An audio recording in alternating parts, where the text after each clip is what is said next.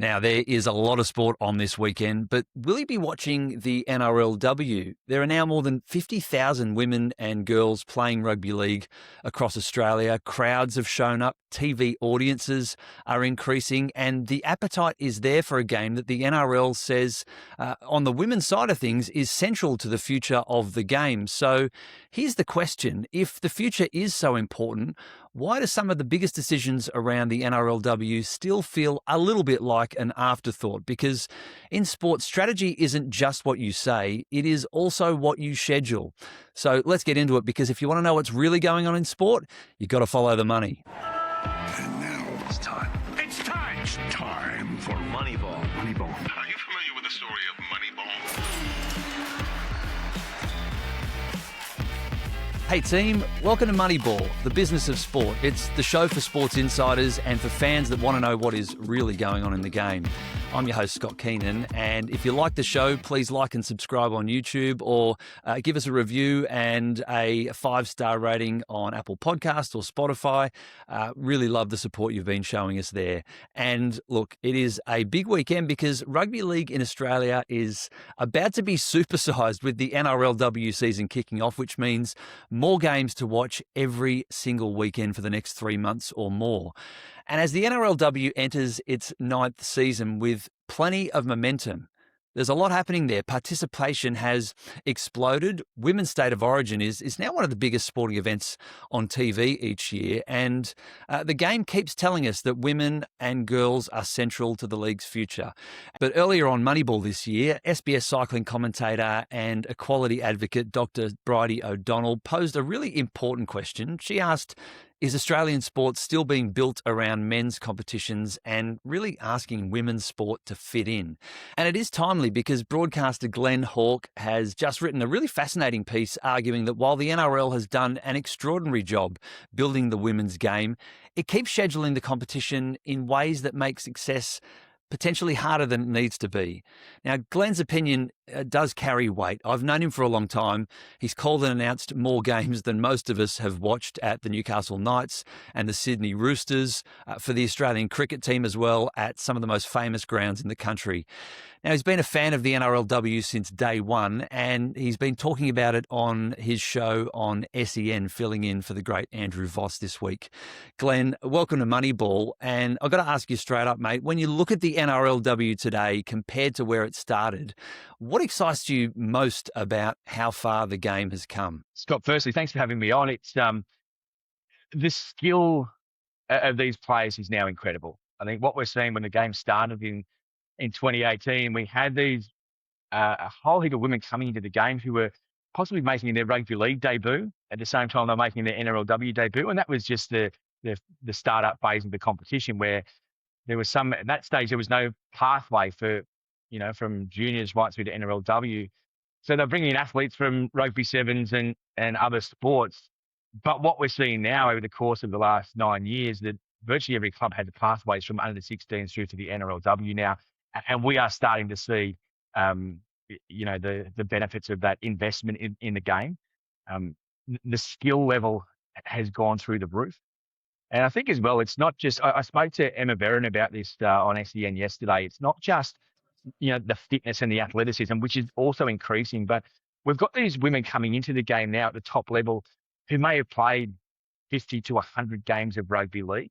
So that game management and rugby league IQ is far higher now when they're starting their NRLW career as it was maybe 9 years ago. But across the board, the game's exploding. Yeah, and it's a bloody great product now. Like, I really enjoy watching it. I know you watch and work at a lot of NRLW games, both with the Newcastle Knights, the Roosters, across the NRL. In your article that you wrote this week, you make a really important distinction, saying that there is demand there. One Newcastle Knights game in the last year or so, 12,500 people went to an NRLW game, but then there was 4,000 the next. One was before an NRL game and one was after. What are they getting wrong here on the scheduling, do you think? Yeah, it's a real challenge for this schedule at the moment. And it's clearly the schedule for the NRLW is driven around broadcast. And, through the broadcast deal that is about to expire, and there's a new one on the table at the moment, is that they want to show every game live, but don't want to have any overlap. So, tonight with the first game of the NRLW kicking off, where would it usually be an NRL game, there's no NRL game. We're parking that and starting with NRLW. So it's like we've got these fixed time slots, and we can only put those games in those time slots. I think that's a key part of how we do this. We've got in 2027, we're going to have an additional NRL game. So that's an additional time slot. So once we get this NRLW and NRL competitions overlapping, there's just so much content to fit in a few days. So I think sticking standalone games at 6:15 on a Sunday night for the NRLW, I don't think it's the solution. Yeah, and so what do you think could be a solution? I mean, do we do things differently under this next deal where maybe we're not running, the same, all these games back to back to back? Is there a better way?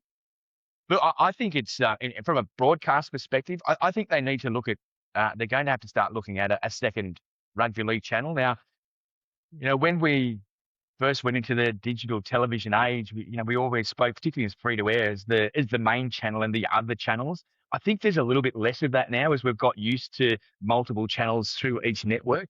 And of course, that's just the way it is with pay TV and Fox. We have a number of those Fox channels. I think both of these networks need to look at multiple league channels. They're paying lots of money to put this on air. So, at a Saturday 3 o'clock time slot, there may be an NRL and an NRLW game on NRL Channel 1 and NRL Channel 2. I think that's how they're going to split it. And I don't think that's going to diminish the audience. And I think there's probably a sense of, if we have all the eyeballs on one channel at one time, we're going to grow the audience that way. But maybe if we're splitting it out, you're going to attract more people to two games as you would to one. I think it's going, as we get more content, and more making games a bigger as well, pie, it's right? going to be impossible to not everyone's going to watch every game of NRL and every game of NRLW. There's a lot of content to consume. Yeah, I think there's an argument there to make a bigger pie, and I think the more we move forward in time, the more people think less about linear channels and watching things back to back, and instead want to watch things on demand, watching the stuff they want to watch when they want to watch it. I actually think a bigger issue is that the scheduling around sort of women's and men's games and getting that sequencing right. One of the examples that you wrote about this week and spoke about on SEN was a standalone Newcastle Knights game for the women scheduled at 6:15 p.m. on the last night of the school holidays. I mean, young families, they're not going to be able to get out to that, are they? They're getting ready for school the next day. What do you think that says about how the game sees the NRLW? And do you think maybe it's that scheduling at grounds is probably more important for exposure and eyeballs than where it ends up on TV? Yeah, I think it's so important. And there's been an argument for having these NRLW games as standalone. And I think where we've done that in Women's State of Origin has been outstanding. I mean, we've seen the demand for it. We've seen games in Newcastle at McDonald Jones Stadium in State of Origin get 20-odd thousand people. Same in North Queensland. Fantastic. Where there is a demand there, we most definitely need to give the women's game their own stage. I think from an NRLW perspective, I don't think we have that demand yet. And I think why I said yesterday that the double headers is best scenario for me is because I've seen firsthand at work. I've seen double headers here in Newcastle where they get great crowds, where people, they might not be that interested, keen, or able to come to two openings in one weekend. And we've seen it in Newcastle as well, where the men's team will play on a Friday or a Friday night, and then the women's game's on Sunday. So you're splitting your audience there. That you're asking the same people to come back twice in the same weekend. But more people would be, I think, happier to turn up earlier to watch two games than what they would be split over 2 weekends. So I think double headers, every club that has both of those teams, I think seriously need to look at, how we can schedule these games together. I know that the NRL draw must be an absolute nightmare to pull together, overlay an NRLW draw on top of that, but there's got to be better solutions. Yeah, look, I agree. And we've had people on this show this year, Dr. Bridie O'Donnell, who's a commentator on SBS, talking about the system of women's sport having to fit around men's sport. But my personal opinion with the expansion of the women's game in rugby league, and like you said, so much content, to me, I think normalising the game as much as possible and getting women's football in front of as many people as possible is the best way to normalise it and to grow the game. So I don't know whether there's a short-term solution around how it's broadcast. I think that's a challenge. I do think the timing of the games and sequencing with women and men on the same day at the same ground is the best result for growing club football, women's and men, across the board. You've mentioned it. It's fascinating timing that we're talking about this because, of course, we're at the very pointy end of the NRL doing a deal with the broadcasters for the next 7 years or so. And you've written that this is an important moment for the women's game, for women and girls coming into rugby league. If you could change one thing in the next broadcast agreement that you think could genuinely accelerate the growth of the women's game, what do you reckon that'd be, mate? I think, as I sort of touched on earlier, is that I think we need to move past that we can only have one live game on TV at one time. I think we need to open it up where we have multiple channels playing live rugby league, multiple games of rugby league live. I think that's the only way that we can get the scheduling balance better in terms of broadcasts and also, at the right time slots and the right scheduling for fans to get to the game. And you've seen it as well, mate. Even on television, most of the people for the NRLW fans, their first introduction to the game is watching it on television, which is great that platform's there. But you know yourself, even when you tune in and you watch a game and there's no one in the crowd, even you look at that from a fan and you think, well, why is no one there? Why am I going to watch it? Maybe this isn't something I should be watching because the crowd or lack thereof indicates there's probably not of much value there. I think it's so important to have these games on television, but it's equally as important that we provide the scheduling so we can get as many people watching this live as possible. I totally agree. I think the match-going experience remains so important to live sport. It's got to look good on television as well as being a good broadcast experience. And I think, rugby league is a tribal game. AFL is as well. And so you want crowds at the games, both for women and men. And as somebody working for a major sponsor of an NRL club, I want fans in the seats who are being exposed to the match-day experience that I'm paying for. So I think it's definitely something that has to stay top of mind for the game and broadcasters going forward. Glenn, mate, really appreciate your time. Thanks for joining us on Moneyball.